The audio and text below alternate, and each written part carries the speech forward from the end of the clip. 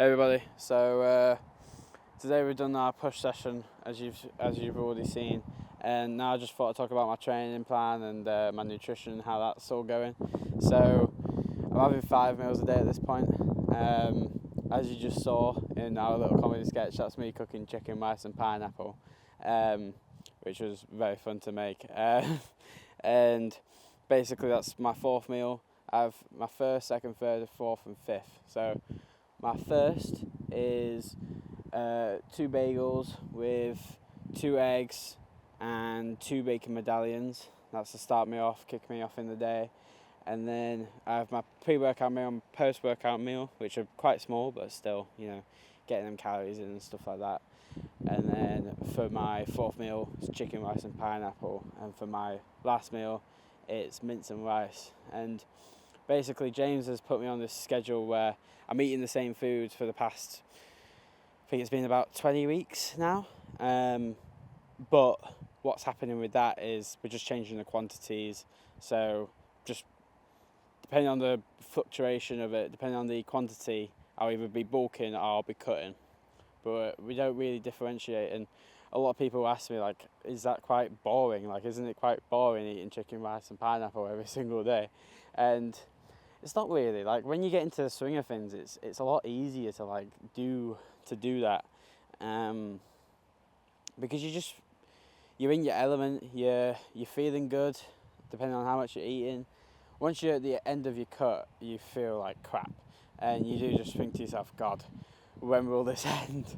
But right now, I've literally only just started my cut. The end of week 1 of my cut, and it's going really well. I think I've got like nearly 2 kilos this week, which in my opinion is quite good. It's been a really good journey, and yeah, I don't know how long this cut's going to take, but I'm hoping to cut down to 77 kilos. I think James has just wanted me to cut down 10 to 15, so pretty much the same sort of goal, but I want to go a bit more far with it. I feel like I've got a lot more potential to cut more, so yeah, it's going really well. Right now I'm sitting at about 95 to 96 kilos. It somewhat fluctuates between them.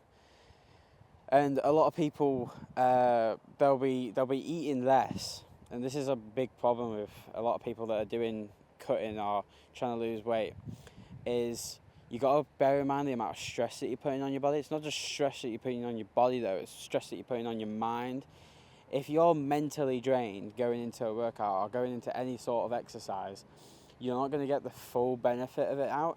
So, like, if you've got a lot going on in your mind, you're not going to be able to cut weight that easily. Or I'll put it on for that matter, because your body is just so tired or so exhausted from whatever you've been dealing with that you won't be able to do either. It will just keep fluctuating, and you'll end up really imbalanced and not losing weight in the areas that you want to lose weight. Or you might lose muscle even due to stress. So, yeah, like recently, I've been dealing with a lot of stressful stuff, getting used to like a new job and stuff, and that can cause stress. It's just about eliminating them factors and the causes of that stress, and then you'll reach whatever weight you want to reach. And yeah, but I'm feeling good right now, feeling good.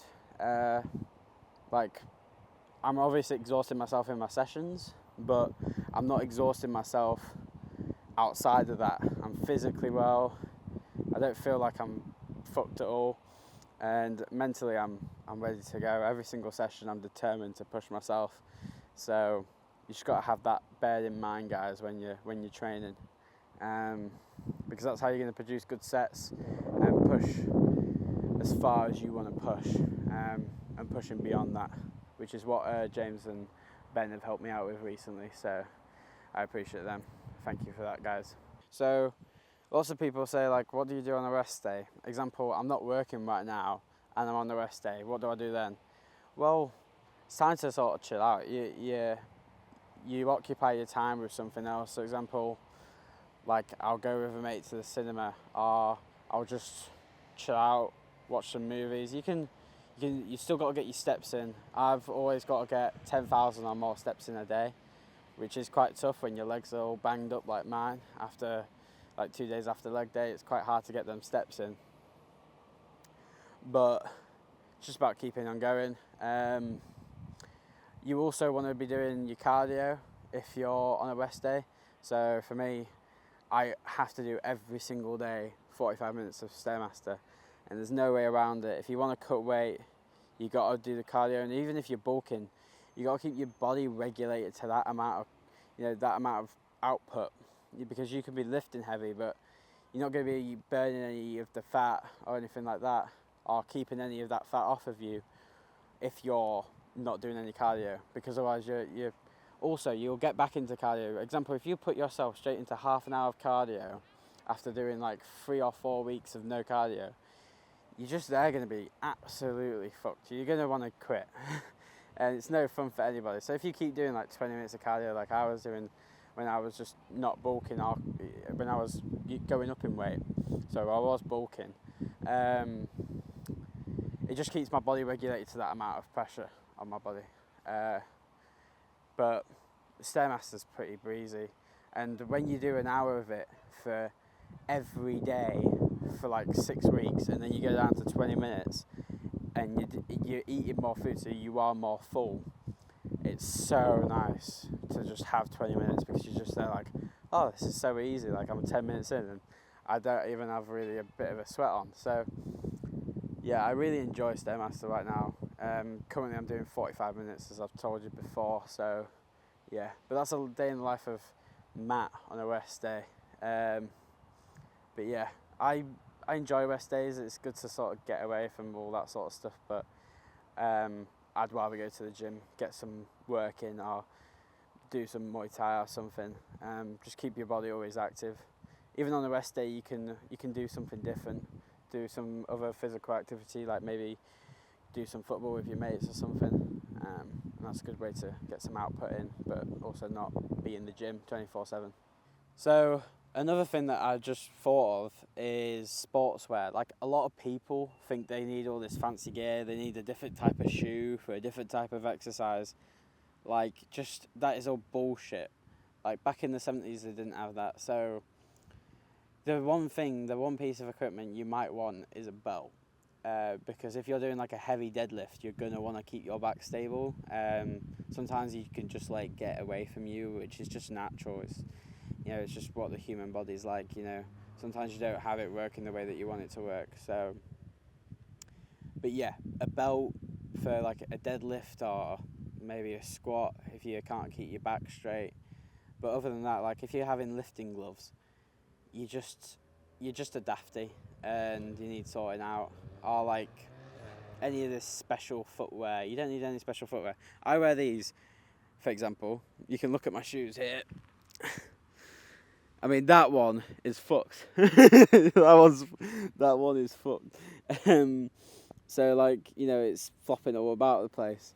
So like, honestly, I just wear these whenever I go to the gym, and I don't actually use a belt. I don't really do much deadlifting, and I can always just use my mates, so it saves on just save some money. Don't be doing any daft shit like buying equipment.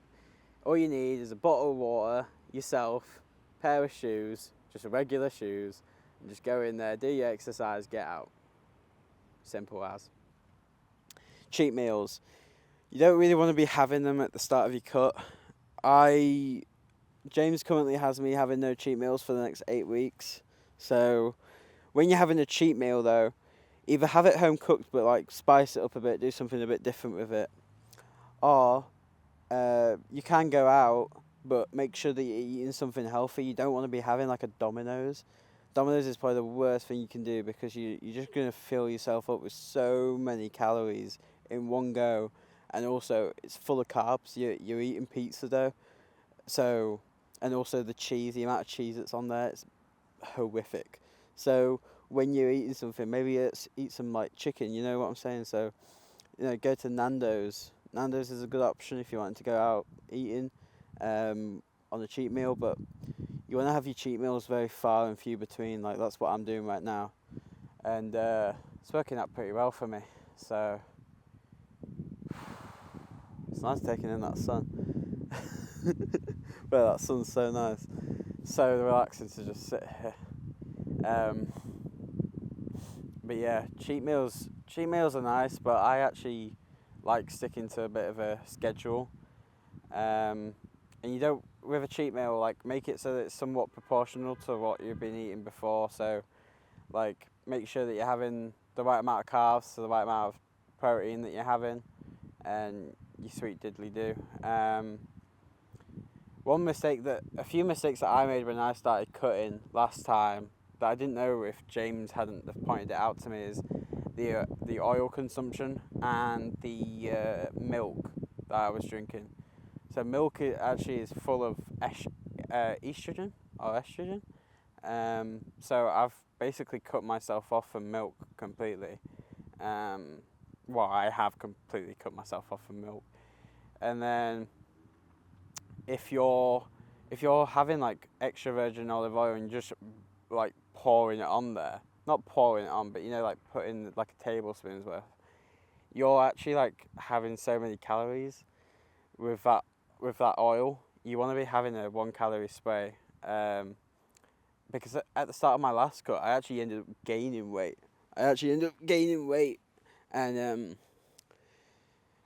then I had to go all the way back down. I think I went up to like 102.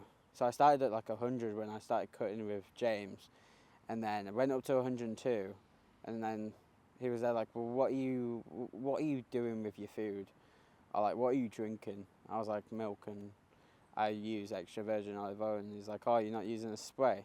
And I was like, a spray? Like, I didn't even know that those existed. Really? Yeah, I had no idea. Fair. Yeah. Yeah, 0 calories. So I was like, what? You can get a 1 calorie spray? That's sick. So, and then I think the next week I dropped like 2 kilos just from making them changes.